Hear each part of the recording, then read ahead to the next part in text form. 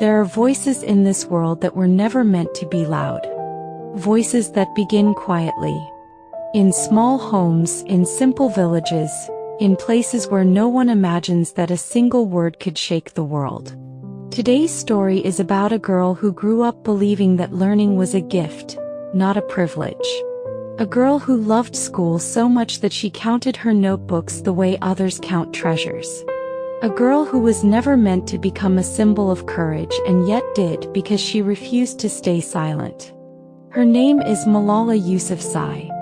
She was born in the Swat Valley of Pakistan, a place of mountains, rivers, and warm sunlight, and a place where, not long after she was born, darkness began to move in.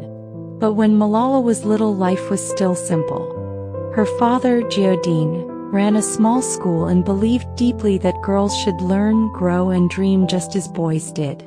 Every morning he would encourage his daughter to study with pride, to question the world, to speak her mind. And Malala listened. She loved sitting in her classroom, hearing the sound of chalk against the board, feeling the soft whisper of pages turning.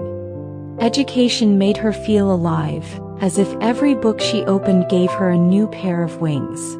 But outside the classroom walls, the world was changing. A group called the Taliban was gaining control of the region.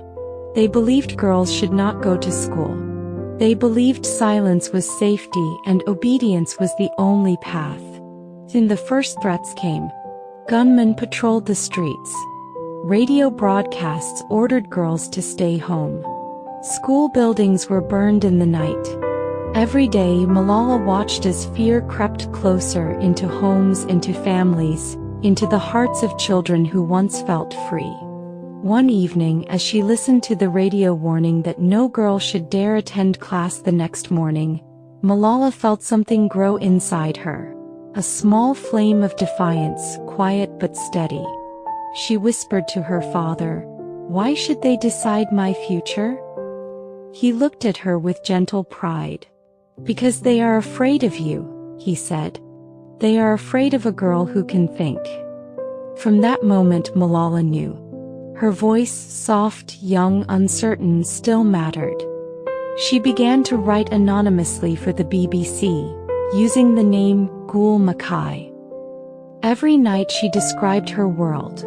The closed schools, the fear in the eyes of her friends, the sound of explosions in the distance. And she wrote about her hope that one day girls would walk to school without looking over their shoulders. People across the world read her words. They didn't know her name, but they felt her courage. She was only 11.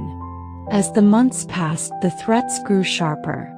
Gunmen asked questions they had never asked before. Rumors spread that a girl was challenging their rules. A child, they said, who needed to be silenced. Still, Malala refused to stop. She spoke openly in interviews. She defended education on television. She stood with her father and told the world that learning was not a crime. And then came the day that changed everything. It was October 9, 2012. Malala had just finished her school day. She sat with her friends on a small bus, laughing, sharing stories, thinking about exams, thinking about nothing at all. As the bus slowed near her village, a man stepped in front of it. The doors opened. He climbed aboard and asked one question: "Who is Malala?" No one spoke. Silence filled the bus like a cold wind. And then he fired. The bullet struck her head, and the world she loved, her classroom, her friends, her dreams, faded into darkness. 4 days she hovered between life and death. Doctors fought to save her as news spread across the globe. People prayed. People cried. Strangers whispered her name as if she were their own child. Against all odds, Malala survived. She was flown to England for treatment, where she slowly opened her eyes to a world she had never seen, a world that now knew her, a world that waited to hear her speak again. When she recovered enough to talk, journalists asked her if she regretted speaking out. She shook her head softly. "They thought the bullet would silence me," she said. but it made my voice stronger. And she was right. Malala continued her mission with even greater determination. She met with world leaders. She advocated for children who had no schools, no books, no safe place to dream. Her message was simple and powerful. One child, one teacher, one book, one pen can change the world. In 2014, at just 17, Malala became the youngest person ever to receive the Nobel Peace Prize. She walked onto that stage not as a victim, not as a symbol, but as a reminder that courage is not measured by age or strength, but by the refusal to stay silent when silence is demanded. Today, Malala continues her work through the Malala Fund, helping girls across the world find the education she nearly died defending. And if you ask her why she keeps going, why she still speaks even after all she has endured, she would say something simple. Something soft. Something that sounds very much like hope. I raise my voice not so I can shout, she says, but so that those without a voice can be heard. And maybe that is why her story lives in so many hearts today, because it reminds us that even the quietest voice can echo across the world when it speaks for others.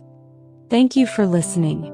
This was a story about courage, about resilience, and about a young girl who believed that knowledge is stronger than fear. You were listening to Runabooks. Good night.